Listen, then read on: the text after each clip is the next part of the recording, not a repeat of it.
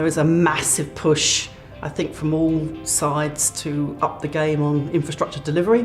How we do that, of course, is a $64,000 question.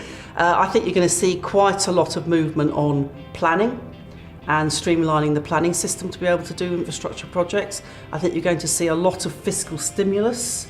I think you're going to see a lot of whole area responses from the government to the delivery of housing and infrastructure to local authorities. We've always been a fairly safe investment for foreign direct investment, global investors coming in, a safe haven for money. The question is, how do you find the right projects for the Chinese or the Indian investor to invest in?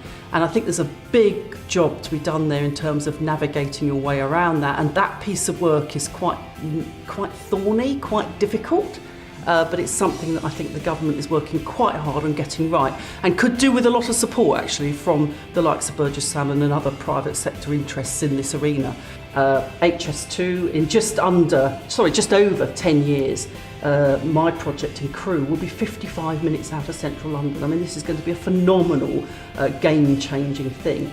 The expansion of Heathrow after the election, trust me, that will go ahead. There'll be 15,000 people on site there. There's going to be a lot of buzz and excitement and interest around all of this, which I would hope would encourage new leaders to come into the infrastructure sector. The recent documentary that's gone out about Crossrail is a very luminous example of serious infrastructure leadership. However, there's more to be done, and certainly we could do with more skills in this arena, and we could be teaching this in a far more explicit way on engineering courses in particular.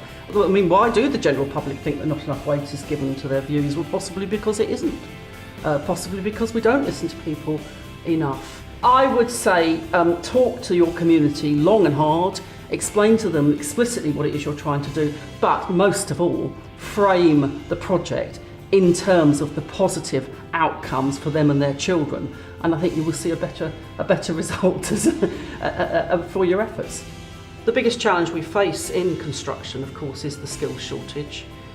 We have 1 million operatives retiring out of construction between now and 2020. In fact, I know there's going to be a big push for technology coming in and mechanising the industry. So a lot more in terms of off-site construction, a lot more factory-led stuff, CAD/CAM-led stuff, stuff where you start to play to people's real skill sets and put together, whether it's prefabricated panels or whether it's you design an entire house, with 3D printing, how it's going to go. I mean, I'm no futurologist, but we have to move towards a far more modernised industry.